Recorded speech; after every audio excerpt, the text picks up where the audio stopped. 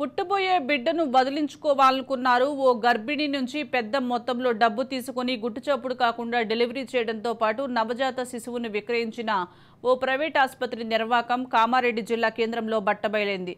దీంతో రంగంలోకి దిగిన పోలీసులు ఆసుపత్రి వైద్యుడు, సిబ్బంది సహా మొత్తం 8 మందిని అరెస్టు చేసి రిమాండ్కు తరలించారు. తాడ్వాయి మండలం చిట్యాల గ్రామానికి చెందిన లావణ్యకు కామారెడ్డి మండలం పోసానిపేట గ్రామానికి చెందిన మహేష్తో ఫిబ్రవరిలో వివాహం జరిగింది. పెళ్లికి ముందే ఆమెకు మరొకరితో సాన్నిహిత్యం ఉండటంతో అకారణంగా పెళ్లి సమయానికి ఆమె గర్భం దాల్చింది. పెళ్లైన నెల రోజులకు భర్తకు ఈ విషయం తెలియడంతో నాటి నుంచి లావణ్య పుట్టింట్లోనే ఉంటుంది.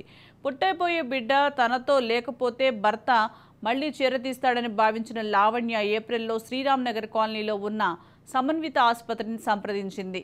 గాంధారి మండల కేంద్రంలోని ప్రభుత్వ ఆసుపత్రిలో మెడికల్ ఆఫీసర్గా పనిచేస్తున్న వైద్యుడు ప్రవీణ్ కుమార్, ఆయన తండ్రి నడిపిన సిద్దిరాములు ఈ ఆసుపత్రిని నడుపుతున్నారు. అందుకు అంగీకరించిన వారు మొత్తం 2 లక్షల రూపాయలు లావణ్య ఆమె కుటుంబ సభ్యులతో బేరం కుదుర్చుకున్నారు. అందులో భాగంగా కాస్త నగదు, ఫోన్పే ద్వారా 1,30,000 రూపాయలను లావణ్య కుటుంబ సభ్యులు చెల్లించారు.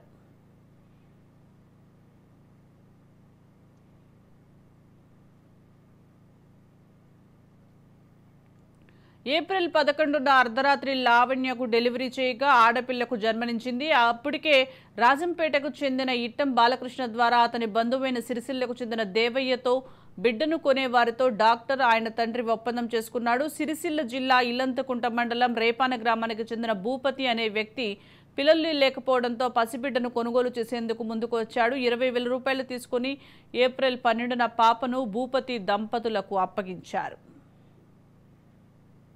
ఏప్రిల్ నెల 11వ తారీఖు నాడు కామారెడ్డి పట్టణంలో గల శ్రీరామ్ నగర్లో ఉన్నటువంటి సమన్విత హాస్పిటల్ అండ్ ఫర్టిలిటీ సెంటర్ నందు ఒక ఆడ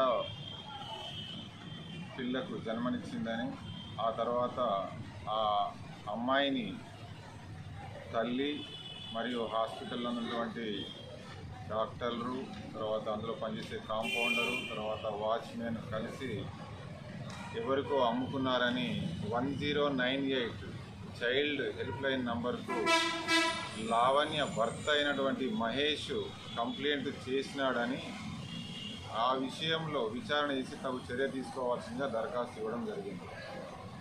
ఈ దరఖాస్తు మీద కేసు చేసిన పట్టణ పోలీసులమైన మేము ఎస్ఐ అనిల్, ఎస్ఐ శ్రీరామ్ మరియు సిబ్బందితో ఒక 2 టీములుగా విభజింపజేసి సమన్విత హాస్పిటల్, ఏదైతే సమన్విత హాస్పిటల్ శ్రీరామ్ నగర్ కాలనీ ఉందో హాస్పిటల్ వెళ్ళి ఎంక్వైరీ చేయడం